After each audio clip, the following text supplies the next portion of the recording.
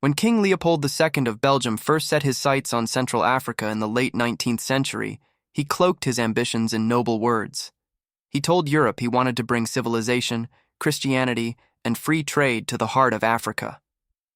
The Berlin Conference of 1884–85 rewarded him with a vast territory, 77 times the size of Belgium itself.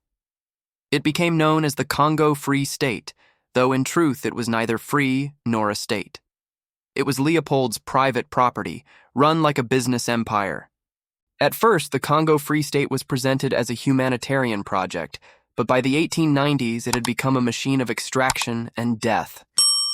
The world's hunger for rubber, needed for bicycle and automobile tires, drove Leopold's system.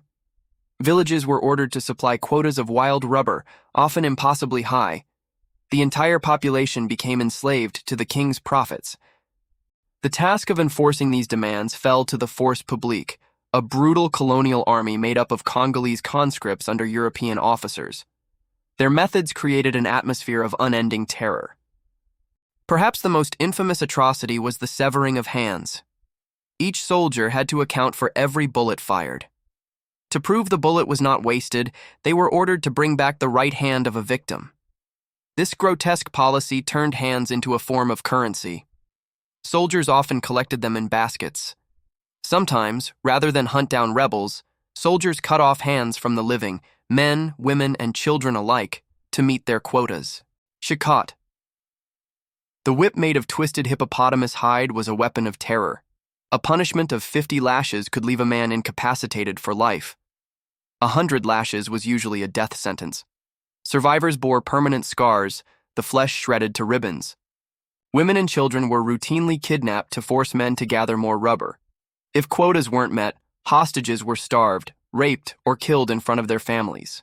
Entire communities were wiped off the map. Villages that resisted or failed to provide rubber were burned, leaving survivors homeless and wandering in terror. Men were chained by the neck and forced into grueling marches. Prisoners were deliberately starved to break their spirit. The Congo Free State quickly descended into a nightmare. Villages once full of life stood abandoned. Fields went untended because all labor was directed toward rubber. Starvation became widespread.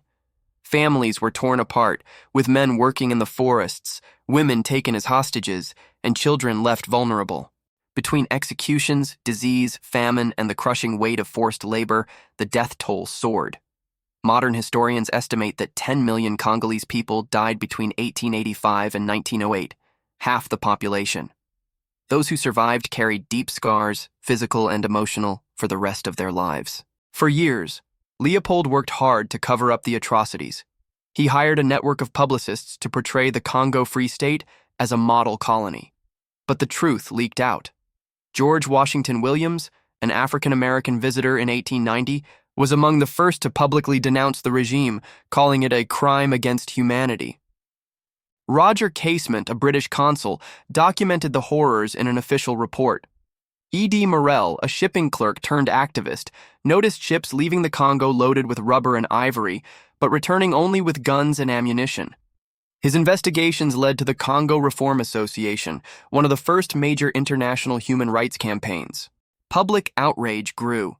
Missionaries returned with photographs of mutilated children and written testimonies of survivors. Newspapers in Europe and America reported the atrocities. Pressure mounted on Leopold. By 1908, the scandal had become too great to ignore. Belgium's parliament forced Leopold to surrender his personal possession. The Congo Free State was annexed and renamed the Belgian Congo. Although exploitation did not disappear overnight, the most brutal excesses of Leopold's personal rule ended. Leopold himself never faced justice. He died in 1909, despised by many, but immensely wealthy. His fortune built on the suffering of millions. The Congo Free State remains one of the darkest chapters in colonial history. It shows how greed, cloaked in the language of philanthropy, can unleash extraordinary cruelty. The scars it left on the Congo were deep and long-lasting, shaping the nation's troubled path through the 20th century and beyond. If you enjoyed this, hit the subscribe button so you don't miss what's next.